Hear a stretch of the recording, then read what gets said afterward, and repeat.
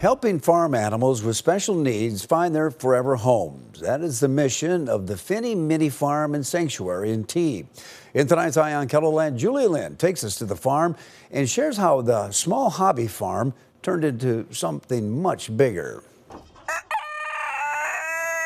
What started as chickens and ducks has now evolved into a farm complete with goats, pigs, and even a horse. Something Lizzie Jew never anticipated when she started Finny Mini Farm and Sanctuary in 2021. I never thought I would own a pig or horses or even a donkey. That's still like wild. And sometimes my husband and I sit down and we're like, where did this come from? Like, how did this happen? But I think it's meant to be. Jew says she's always had a heart for animals that need a little extra love. A lot of animals we get in are born with differences, like limb differences, or they're born unable to see, unable to walk, or they got a sickness that caused that.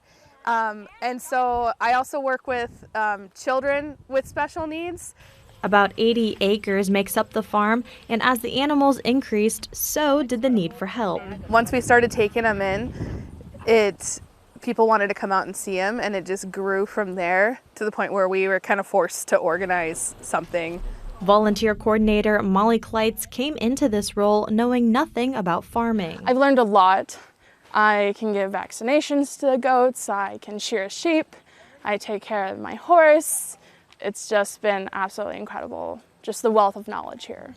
Finny Mini Farm offers volunteer nights for people to come out and lend a hand. Their role is helping me with manpower because having 6 people shovel out the barn takes a lot less time than just me and my husband.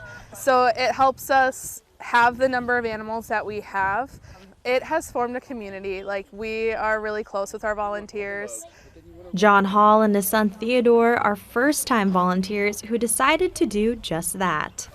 It's really cool. I feel that it's a good use of our time, especially with the summer and the nice weather and the longer days. It's kind of nice to be away from all the screens and get out here and actually see some of the animals and what it's like on life outside of Sioux Falls, because I feel with as big as it's getting, it's easy to lose sight of that when there's still so many great resources around and things to learn.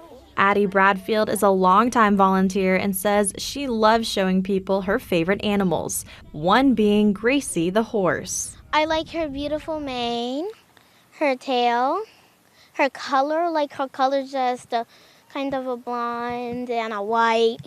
8-week-old kittens are the newest addition to the farm, as adoption is also available. So we do adopt out a lot of our animals. We can adopt out our goats. We normally have a good chunk of babies every year, and so that's really exciting to find them new homes. In the future, Jew says she has big dreams for what this farm can look like. But hopefully as we grow and our family grows, I hope to have a new barn that will fit our needs, and then to have a place where people can come out for events and do parties out here and really do like education and teaching kids about animals, maybe farm camp.